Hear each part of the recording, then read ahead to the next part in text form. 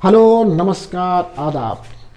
आज आप इस वीडियो में देखेंगे हर्यक वंश के शक्तिशाली शासक उदयन के बारे में।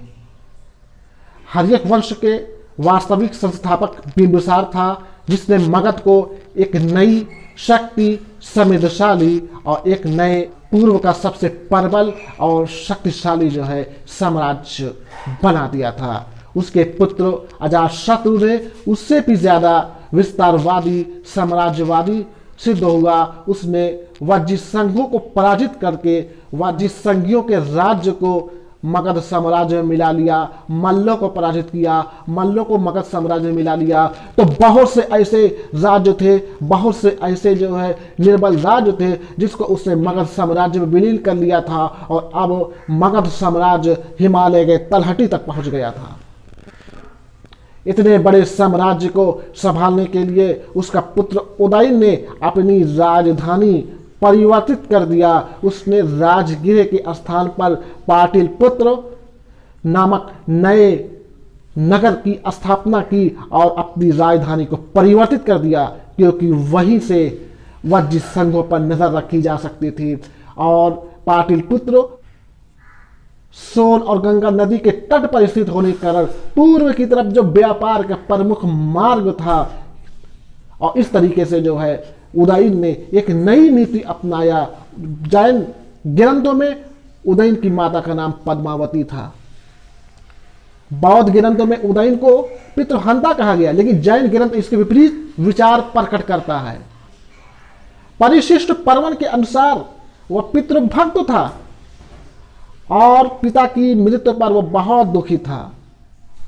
कुलीनों और सरदारों ने उदयन को मगध साम्राज्य का शासक घोषित किया। तो इस तरीके से उदयन एक योग्य और अपने शासन को सुदृढ़ बनाने में सफल रहा, और उसने अपनी राजधानी के मध्य में जैनियों के लिए चैत्य गृह का भी निर्माण कराया था। जैसा कि आप बौद्ध और जैन ग्रंथों से पता लगा सकते हैं, अनुभव कर सकते हैं कि वह जैन धर्म का अनुयायी था। वह नियमित रूप से व्रत और जैनियों के आचार्यों का उपदेश सुना करता था। एक समय जब वह जैनियों के आचार्यों का उपदेश सुन रहा था, एक व्यक्ति ने उसकी हत्या कर दी। शायद वह व्यक्ति अवंती के शासक पालक द्वारा नियुक्त कोई गुप्तचर था। जैसा कि आप पहले से जानते हैं, अजातशत्रु ने जिस विशाल साम्राज्य को एक नई शक्ति दी थी, उसके पुत्र उदयन उसको सुदृढ़ बनाने में सफल रहा है। लेकिन उदयन के पुत्र इस विशाल साम्राज्य को एक सुदृढ़ शक्ति बनाने में अयोग्य सिद्ध हुए। उदयन के 3 पुत्र थे, अनिरुद्ध, मुंडक और नागदशक। नागदशक हर्यक वंश का अंतिम शासक सिद्ध हुआ। उदयन के पुत्र अयोग्य, निर्बल और विलासी सिद्ध हुए। उसके शासनकाल में जनता में असंतोष फैल गया। चारों तरफ षड्यंत्र और हत्याओं का बाजार गर्म हो गया।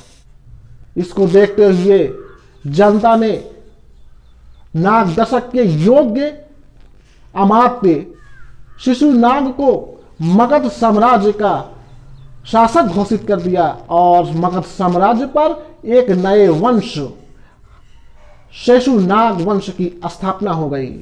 मगध साम्राज्य के हर्यक वंश के अंतिम शासक नागदशक को पुराणों में दर्शक नाम से भी जाना जाता है।